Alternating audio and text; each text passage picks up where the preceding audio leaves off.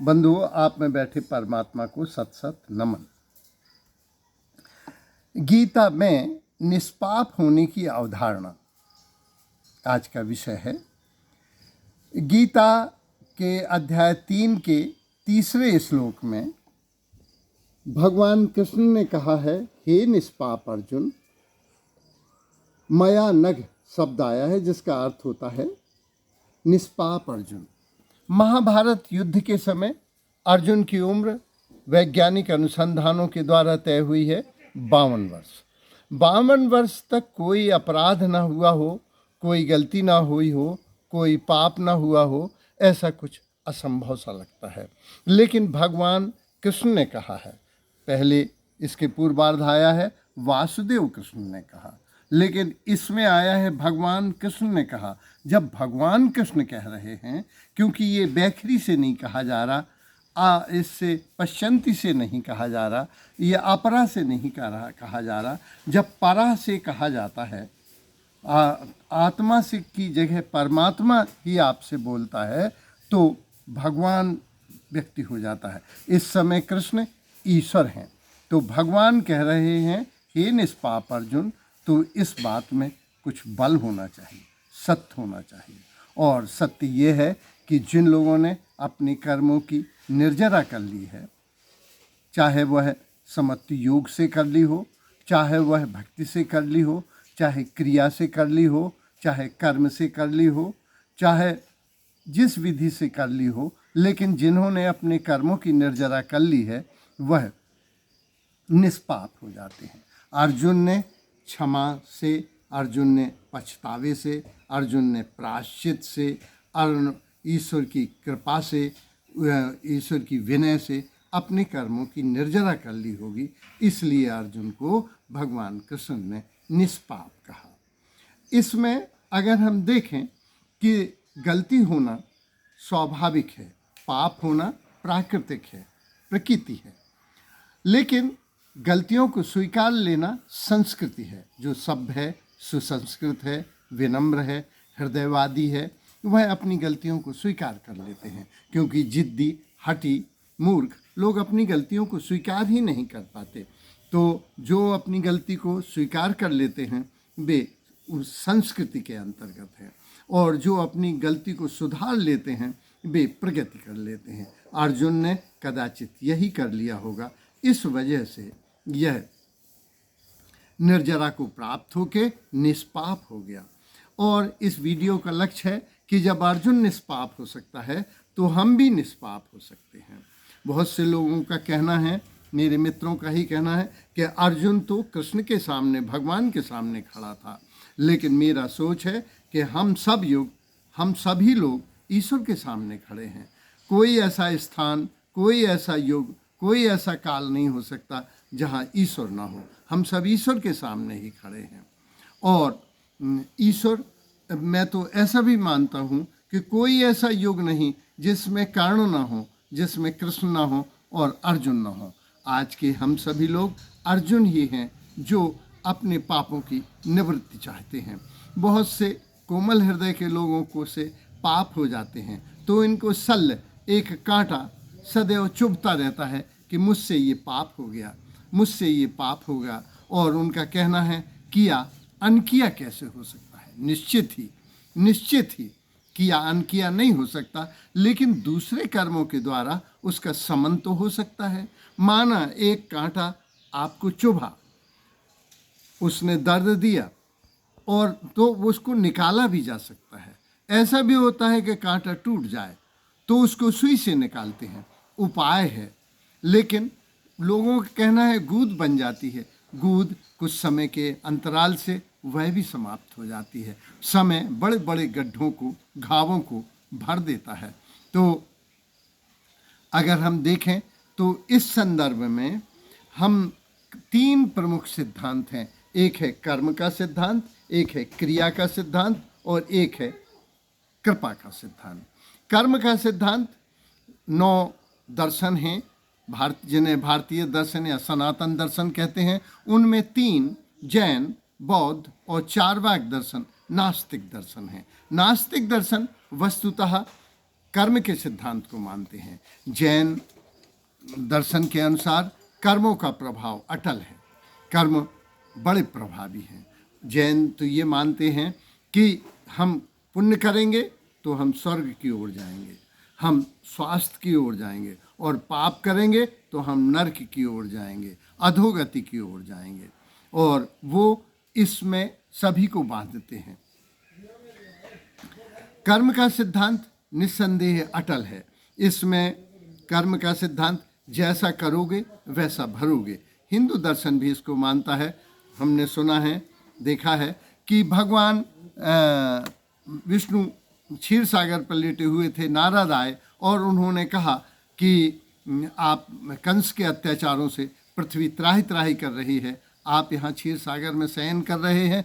तो उन्होंने जवाब दिया था, इन कष्टों और बलिदानों से मानव चरित्र खिल उठता है, कुंदन को जितना लाल करो वह उतना और निखरता है, मेरा अवतार बहाना है, यूँ सोई शक्तियाँ जगाने को मानवता खुद उठ पड़ती है, अन्याय से टक्कर लेने को मैं मदद उसी की करता हूँ जो अपने आप मदद करता है, कर्म योग का अटल नियम, जैसा करता वैसा भरता।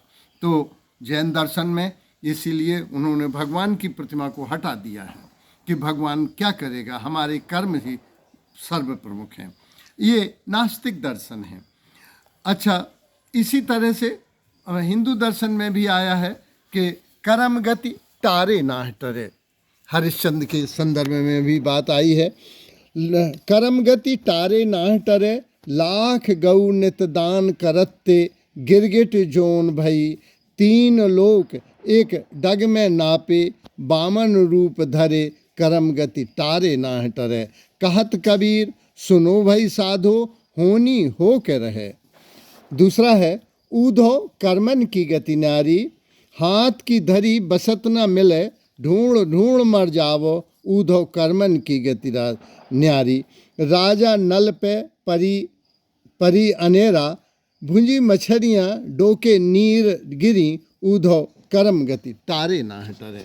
कर्मों की गति तारे नहीं टरती है। मानस समन्वयकारी ग्रंथ है, उसमें आया है, कर्म प्रधान विश्व रच राखा, जो जस करे सो तस फल चाखा। अब दूसरा है क्रिया का सिद्धांत। क्रिया का सिद्धांत यह है कि कर्म हो गए हैं, किया अनकिया नहीं हो सकता, लेकिन कुछ क्रियाएं अगर हम करेंगे तो उन कर्मों का समन हो जाएगा। अब वाल्मीकि रामायण में आया है, वाल्मीकि रामायण में आया है कि दान, तप, हवन, यज्ञ, यह सब सत्यपरायण होने के लिए हैं, तथा आदमी को सत्यपरायण होना चाहिए, क्योंकि सत्य ही हमें स्वास्थ्य की ओर ले जाता है, सत्य ही हमें समृद्धि की ओर ले जाता है, सत्य ही हमें स्वर्ग की ओर ले जाता है, और सत्य ही हमें मोक्ष की ओर ले जाता है। इसलिए आदमी को सत्यपरायण होना चाहिए। पद्म पुराण में आया है कि दरिद्र का दान, सामर्थ्यशाली की क्षमा, ज्ञानी का मौन, समर्थ की सुख निवृत्ति इच्छा, और समस्त प्राणियों पर दया, ये सद्गुण स्वर्ग में ले जाने वाले मार्ग हैं।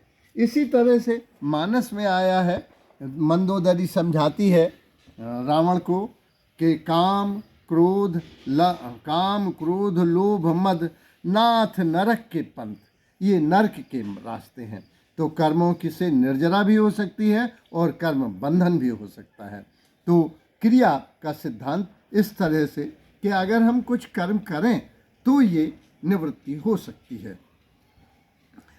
फिर है तीसरा, कृपा का सिद्धांत। कृपा का सिद्धांत मानस में सबसे पहले आया है, हुई है वही जो राम रचि राखा। भगवान ने जो रच रखा है, को कर तर्क बढ़ा वैसा का। इसमें आया है अजामिल ध्रुव की कौन सी थी आयु ध्रुव की, 5 साल का युवा, 5 साल का बच्चा क्या तपस्या करेगा। ये कृपा का ही फल है कि नारद ने उन्हें 12 मंत्र दिया ध्रुव को, ओम नमो भगवते वासुदेवा। अच्छा, विदुर के पास क्या धन था, विदुर के पास भगवान स्वयं कृष्ण आए थे, तो ये कृपा का है। व्याध का सत्कर्म क्या था, गिद्ध का क्या आचरण था, तप अजामिल ने किया था, कौन कुल रविदास का था, गणिका का आचरण क्या था, लेकिन ये सब तरे, ये कृपा मूल्य जिसने भी दिया जीवन तो वह विश्वास का था, भाव ही भगवान चाहे जो अधम तुमने उधारे, पतित पावन नाम सुनकर आ गया मंदिर तुम्हारे।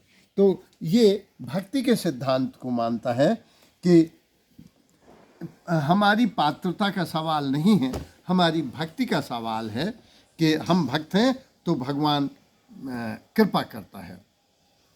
दूसरे धर्म भी इस कृपा के सिद्धांत को स्वीकार करते हैं। जैसे इस्लाम में आया है कि यदि तुमसे कोई गलती हो गई है, तो माना आपसे किसी का मर्डर हो गया, तो आप उसकी पत्नी के पास जाइए, आप उसके पिता के पास जाइए, आप उसकी कब्र पर जाइए और उससे क्षमा मांगिए। वो क्षमा करे या न करे, अब आप मस्जिद जाइए और भगवान वो बड़ा रहमान रहीम है, रहम दिल है, वो माफ़ कर सकता है। वो अल्लाह माने वो बहुत शक्तिशाली है, वो जबर है, ज़बरदस्त है, वो माफ़ कर सकता है। उसी तरह से